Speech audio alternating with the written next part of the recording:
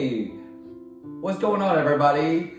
This is Soul Searching Podcast. And again, we're your hosts, Dr. Eddie Lee. And I'm James D.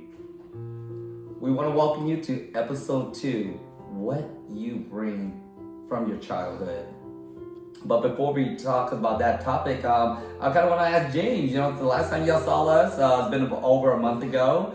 And James, what I heard, you went to LA. Why did you go to LA for? Oh, for Dream State, man. Dream State!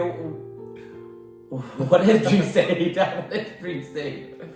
So Dream State is a music festival down in SoCal that revolves around a lot of trance and techno. And that's like my go-to every year. I didn't get into EDM music unless it was trance. Like, I'm old school. Like, my favorite trance or techno DJ was Alex DJ back in the days, and that's pretty much all I knew. That's classic trance right there. That's classic trance? Yeah. So like for Dream State, would you see someone like a Lydium, Slander? Oh, absolutely not, no. God, no. Since I met you, you went to Dream State last year, and you went to Dream State again this year. Yep.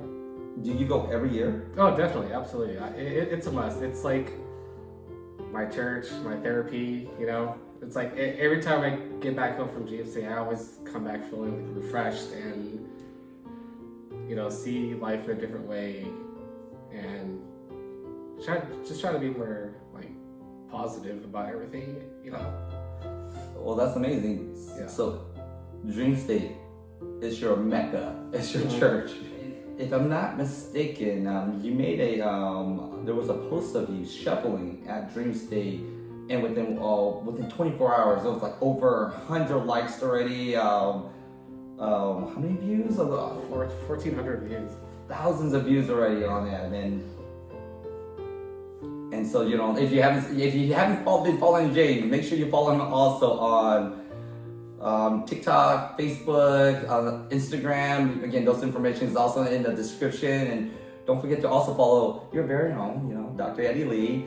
Follow me also on Facebook, Instagram, and my very, very pathetic TikTok account. It's not pathetic. You just gotta work on it, man.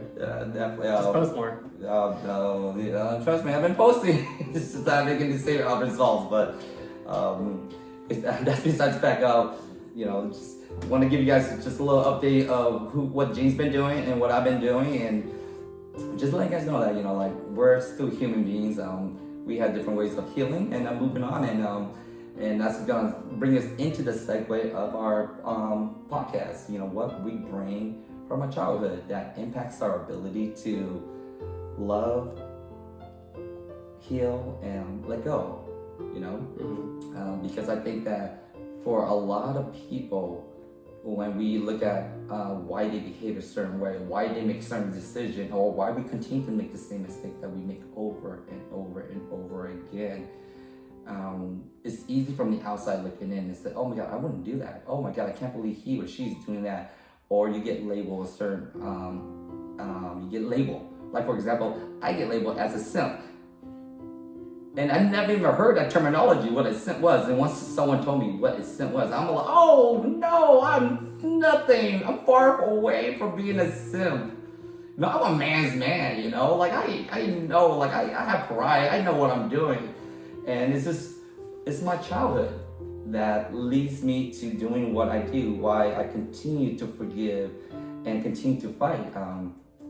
Growing up, my biggest role models were my parents. I knew that's the first image of love for me and what love is. Don't get me wrong, my parents very just like any married couple. You have your highs and your lows, your peaks and valleys. I'm the oldest, and I've seen a lot more than what my siblings saw. But I remember there were so many moments where they were so happy, and there was moments where it was very challenging for them too. But the one thing about my mom and dad, they never gave up on each other. They only fought for each other's. Sometimes it was my mom stepping up more, taking the lead to make sure that my mom and dad was okay. And sometimes it was my dad who was taking that lead, But at the end of the day, they fought for each other and they never gave up. And they've been married for so long, 30, 40 years now, and they're like even happier now when I see them. And I'm like, oh my God, I want what they have. They, not just in terms of finance, but also the bond, the history. They could carry this throughout the year. And so that's something I always carried with me when I was younger. And so when my ex-wife left me and I fought for her, and I fought. I went to therapy for 10 months and all I wanted was her back.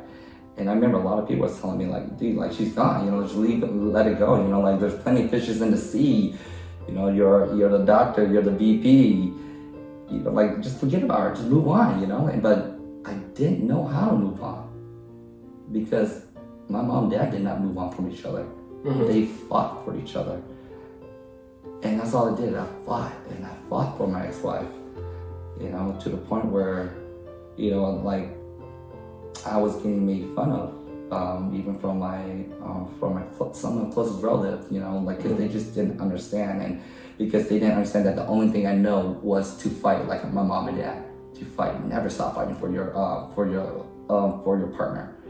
Yeah, definitely. I feel like you're just hoping for the same result as your parents, right?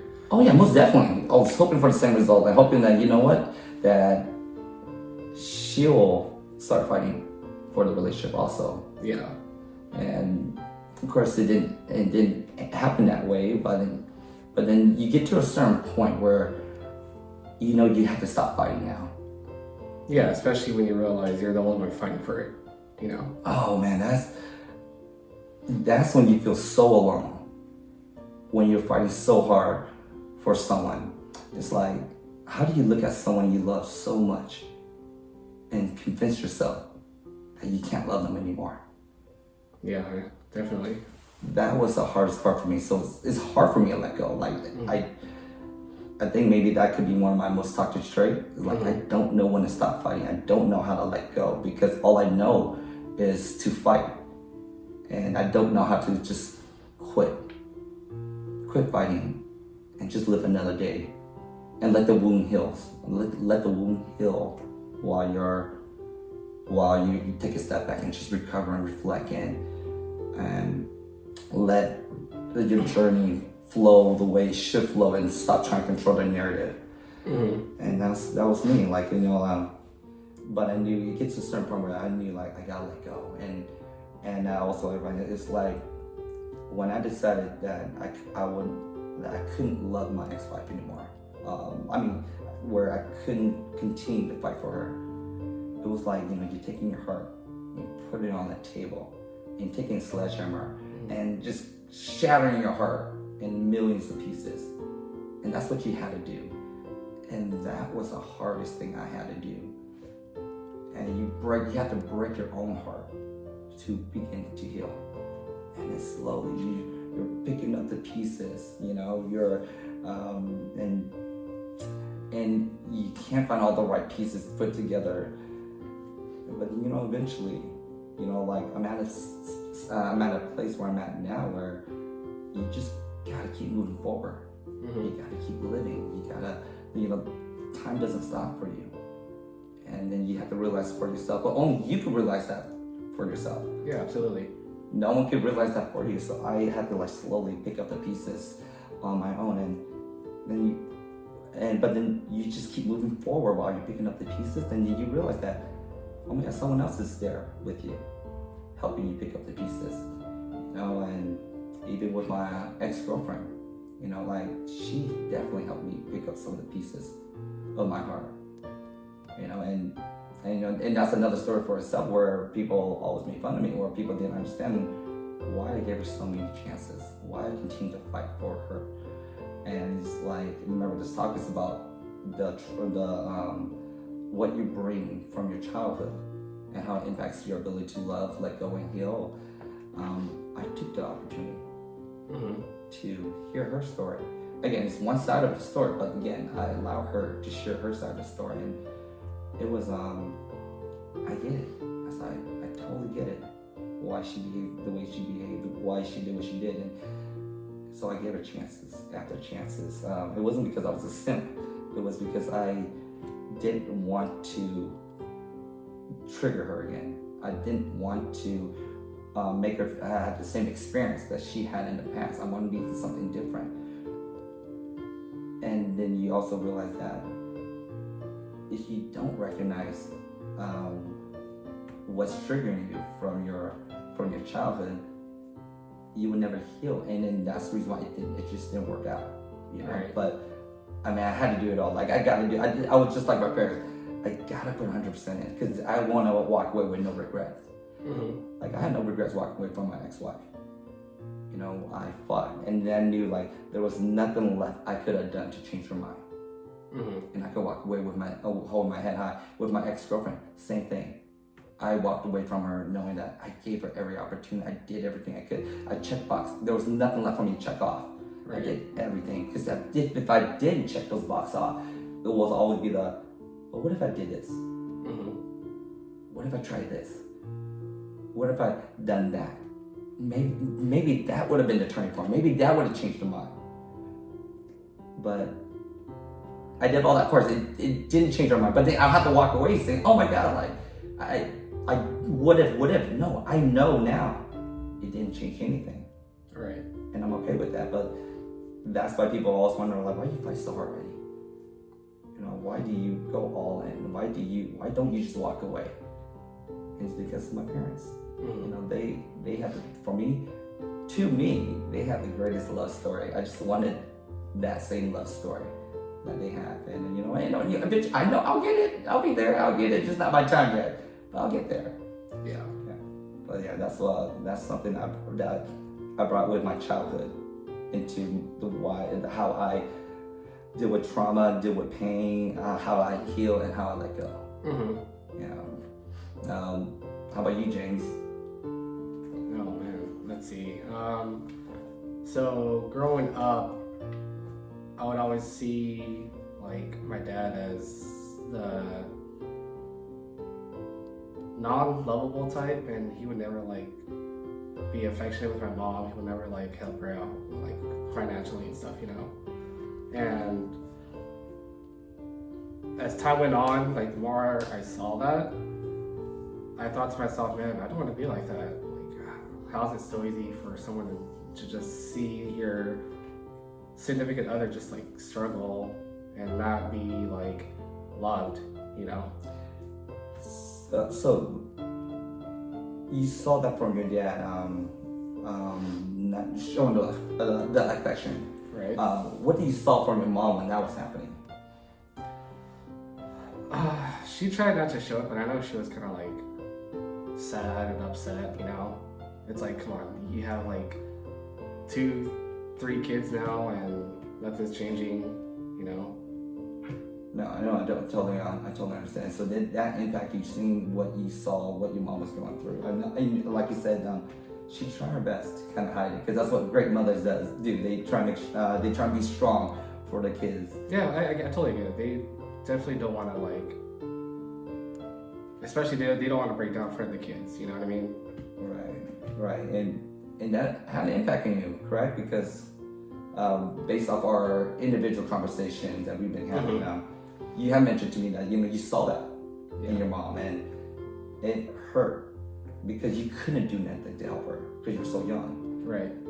And then you also mentioned to me that you never wanted anybody that you dated, that you loved, to ever feel what your mom felt. Oh yeah, definitely. And how's that impact you today with your relationships and your love life, as you got into adulthood? Yeah, so recently I was dating this chick. She has like 5 kids, but I didn't care. Well, recently he was dating this woman, okay? He was dating this woman. Anyways, yeah, I was dating this woman. Regardless of her having like 5 kids and, trying to juggle between work and being a mom full time, she was still trying to like fit in time to see me or even talk to me, do like talk or text or whatever on the phone. Right. But it eventually came to the point to where like we couldn't see each other or talk to each other as much, and she would always make an excuse like, oh, I'm too busy with the kids, I'm not near my phone. And I even mentioned like going over there to see her because she lives at home, you know. And every time I would bring up like trying to see her, it would always be some sort of like excuse and stuff. Right, because I remember you were dating her when you and I first met. Yeah, definitely.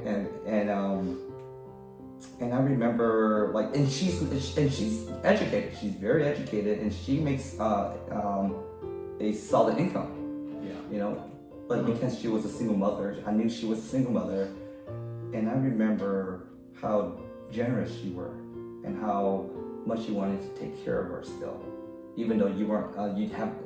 I have expressed how there was such a struggle because all you want to do was see her and spend time with her, and there was that gap where you couldn't see her. Everything's more. It was more like a phone relationship at times. It was, yeah. And then, but yet, you never turned your back on her. No, I mean, I try to keep it cool. I understood the whole situation, you know, but it eventually came to the point to where, like, every time we would talk, she would bring up some sort of like financial situation that she would be in, and of course, because you know I'm in love with this chick, I would help her out. Right. And you think that stemmed from your childhood, from your dad not helping your mom financially? Oh yeah, of course. Yeah, I mean, you don't want to see the person that you love struggle. You know, it doesn't have to be that way because you know you two are a thing now. Right. You know, that's the one thing. That's one of the first story you ever shared with me when you first met. You know, and that's when I was like, hey, you're different.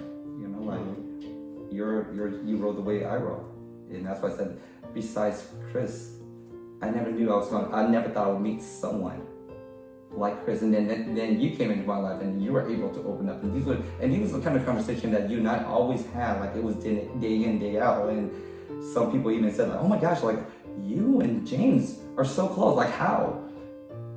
And it was because through conversations like this that we were able to have within ourselves, and people don't understand that through honest, vulnerable conversation that you could actually grow a true brotherhood, sisterhood, partnership, or relationship quicker than normal. Like, so it wasn't normal. Like, you and I, we met, we hung out a couple of times, and all of a sudden, bam, it was just you and me since then. You know, and people was like, oh my God, like, yes, I knew you through my brother-in-law. Shout out to DJ Physics, you know, like my brother-in-law right there. I knew you through him, and yet it's you and I. We became like best friends, and again, it was through these real, honest, vulnerable, deep conversations that bonded us, and that's how this podcast got started right here. You know, so Soul Searching began, and I appreciate that so much from you, James. Yeah, likewise, man. Yeah, so so everybody, like, we all know people who are going through something, or we assume that we know what they're going through, and I guess the message that I would say, again, this is just my opinion, if you ever meet anybody, or you all question why somebody's acting a certain way or behaving a certain way, ways that you don't quite understand, the easiest thing to do is get to know their story, hear the story, let them tell you what they went through. You know, and once you understand what they went through from their perspective, from their own truth, because again, we always know there's more, or there's always 2 or 3 sides to a story, but you got to allow them an opportunity to tell them their side of the story without judgment. You know, and if y'all could do that, you know, if we as a society could do that and just try to understand one another, and I think the world would be a better place. And you know, that's that's one of the vision of this podcast. It's just James and I. Again, we're no experts. We're not therapists. We're not psychologists. We're just 2 regular people from 2 different worlds, in a way, 2 different worlds who is just sharing our experience and our truth. Mm-hmm. You know, so, you know, and again, that concludes this episode of Soul Searching Podcast. We want to thank everybody for tuning in, listening to us, and I hope that y'all took something away from us, and we would love to hear from y'all too. Like in the comments, share something that you brought within your childhood that has impacted or influenced your ability to love, to heal, and to let go. And we would love to hear what y'all have to say, you know, and we hope that everybody stay connected, you know. So, oh, and don't forget to subscribe, like, and leave a comment on our YouTube podcast page. So like always, this is Soul Searching, where healing begins with one conversation at a time. Thank you.